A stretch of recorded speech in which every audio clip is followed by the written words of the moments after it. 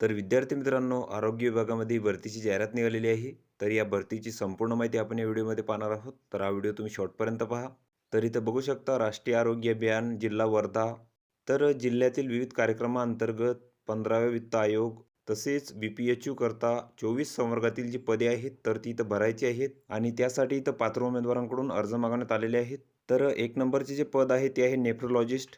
तर यासाठी ते एक जागा आहे. यासाठी तुम्हाला DNB किंवा नेफ्रोलॉजी इथं लागेल आणि जे वेतन आहे तर ते तुम्हाला 1,25,000 रुपये इथे मिळणार आहे. त्यानंतरचे पद आहे कार्डिओलॉजिस्ट. तर यासाठी पण इथे एक जागा आहे. यासाठी तुम्हाला DM कार्डिओलॉजी लागेल आणि जे वेतन आहे तर ते तुम्हाला 1,25,000 रुपये मिळणार आहे. त्यानंतरचे पद आहे ENT सर्जन. तर यासाठी पण इथे एक जागा आहे.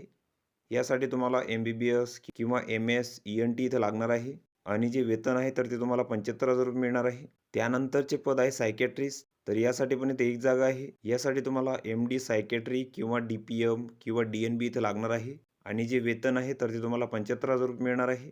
त्यानंतरचे पद आहे रेडिओलॉजिस्ट. तर यासाठी पण इथं एक जागा आहे. यासाठी तुम्हाला MD रेडिओलॉजी किंवा DMRD इथं लागणार आहे आणि वेतन तुम्हाला इथं 75,000 रुपये मिळणार आहे. त्यानंतरचे पद आहे एनेस्थेसिया. तर यासाठी पण इथे एक जागा आहे. यासाठी तुम्हाला MD एनेस्थेसिया किंवा DA किंवा DNB इथं लागणार आहे आणि जे वेतन आहे तर ते तुम्हाला 75,000 मिळणार आहे. त्यानंतरचे पद आहे फिजिशियन कन्सल्टंट मेडिसिन. यासाठी पण इथे एक जागा आहे. यासाठी तुम्हाला MD मेडिसिन किंवा DNB इथं लागेल आणि वेतन पण तुम्हाला 75,000 रुपये मिळणार आहे. त्यानंतरचे पद आहे मेडिकल ऑफिसर. तर यासाठी इथं 5 जागा आहेत. यासाठी तुम्हाला MBBS इथं लागणार आहे आणि जे वेतन आहे तर ते तुम्हाला 60,000 रुपये मिळणार आहे. त्यानंतरचे पद आहे मेडिकल ऑफिसर पार्ट टाईम. तर यासाठी इथं 2 जागा आहेत. यासाठी पण तुम्हाला MBBS लागेल आणि जे वेतन आहे तर ते तुम्हाला 30,000 रुपये मिळणार आहे. त्यानंतरचे पद आहे डिस्ट्रिक्ट प्रोग्राम मॅनेजर. तर यासाठी ते एक जागा आहे. यासाठी तुम्हाला एनी मेडिकल ग्रॅज्युएट. तर यामध्ये MPH किंवा MHA किंवा MBA इन हेल्थ तुम्हाला इथं लागेल आणि जे वेतन आहे तर ते तुम्हाला 35,000 रुपये मिळणार आहे. त्यानंतरचे पद आहे क्वालिटी ॲश्युरन्स कोऑर्डिनेटर. तर यासाठी पण इथे एक जागा आहे. यासाठी तुम्हाला पण एनी मेडिकल ग्रॅज्युएट लागेल. MPH किंवा MHA किंवा MBA इन हेल्थ आणि जे वेतन आहे तर ते तुम्हाला 35,000 रुपये मिळणार आहे. त्यानंतरचे पद आहे IPHS कोऑर्डिनेटर बायोमेडिकल इंजिनियर. तर यासाठी पण इथे एक जागा आहे. यासाठी तुम्हाला ग्रॅज्युएशन इन बायोमेडिकल इंजिनियर इथे लागणार आहे आणि जे वेतन आहे तर ते तुम्हाला 25,000 रुपये मिळणार आहे. त्यानंतरचे पद आहे एंटोमॉलॉजिस्ट. तर यासाठी इथं 7 जागा आहेत. यासाठी तुम्हाला MSc झूलॉजी आणि 5 वर्षाचा तुम्हाला अनुभव इथं लागणार आहे आणि जे वेतन आहे तर ते तुम्हाला 40,000 रुपये मिळणार आहे. त्यानंतरचे पद आहे पब्लिक हेल्थ स्पेशलिस्ट. तर यासाठी इथं 3 जागा आहेत. यासाठी तुम्हाला एनी मेडिकल ग्रॅज्युएट, MPH किंवा MHA किंवा MBA इन हेल्थ तुम्हाला इथं लागेल आणि जे वेतन आहे तर ते तुम्हाला 35,000 रुपये मिळणार आहे. त्यानंतरचे पद आहे पब्लिक हेल्थ मॅनेजर. तर यासाठी ते एक जागा आहे. यासाठी पण तुम्हाला एनी मेडिकल ग्रॅज्युएट, MPH किंवा MHA किंवा MBA इन हेल्थ तुम्हाला लागेल आणि जे वेतन आहे तर ते तुम्हाला 32,000 रुपये इथं मिळणार आहे. त्यानंतरचे पद आहे RBSK MO. तर यासाठी इथं 2 जागा आहे. यासाठी तुम्हाला BAMS इथं लागणार आहे आणि जे वेतन आहे तर ते तुम्हाला 28,000 रुपये इथं मिळणार आहे. त्यानंतरचे पद आहे ऑडिओलॉजिस्ट कम स्पीच थेरपिस्ट. तर यासाठी इथं एक जागा आहे. तर यासाठी तुम्हाला 4 year bachelor in audiologist and speech language pathology course तसेच कौन्सिल रजिस्ट्रेशन तुम्हाला इथं लागणार आहे RCIचे आणि जे वेतन आहे तर ते तुम्हाला 25,000 रुपये इथं मिळणार आहे. त्यानंतरचे पद आहे ऑडिओलॉजिस्ट. तर यासाठी पण इथे एक जागा आहे. यासाठी पण तुम्हाला 4 years bachelor in audiology and speech language pathology आणि कौन्सिल रजिस्ट्रेशन तुम्हाला इथं लागणार आहे RCIचे आणि जे वेतन आहे तर ते तुम्हाला 25,000 रुपये इतकी मिळणार आहे. त्यानंतरचे पद आहे काउन्सलर. तर यासाठी पण इथे एक जागा आहे. यासाठी तुम्हाला MSW इथं लागणार आहे आणि जे वेतन आहे तर ते तुम्हाला 20,000 रुपये मिळणार आहे. त्यानंतरचे पद आहे ऑप्टोमेट्रिस्ट. तर यासाठी पण इथे एक जागा आहे. यासाठी तुम्हाला बॅचलर इन ऑप्टोमेट्री इथं लागणार आहे. तसेच 1 वर्षाचा तुम्हाला अनुभव लागेल आणि जे वेतन आहे तर ते तुम्हाला 20,000 रुपये मिळणार आहे. त्यानंतरचे पद आहे रिहॅबिलिटेशन वर्कर.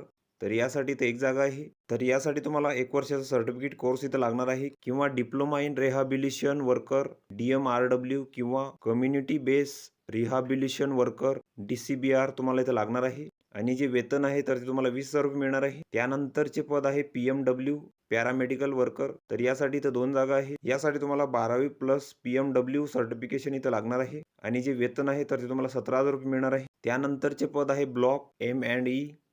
तर यासाठी पण इथे एक जागा आहे. यासाठी तुम्हाला BSc इन स्टॅटिस्टिक इथं लागणार आहे. तसेच तुम्हाला MSCIT लागेल आणि जे वेतन आहे तर ते तुम्हाला 18,000 रुपये मिळणार आहे. त्यानंतरचे पद आहे डायलिसिस टेक्निशियन. तर यासाठी इथे एक जागा आहे. यासाठी तुम्हाला 12वी सायन्स तसेच डिप्लोमा किंवा सर्टिफिकेशन कोर्स इथं लागणार आहे डायलिसिस टेक्नॉलॉजीमध्ये.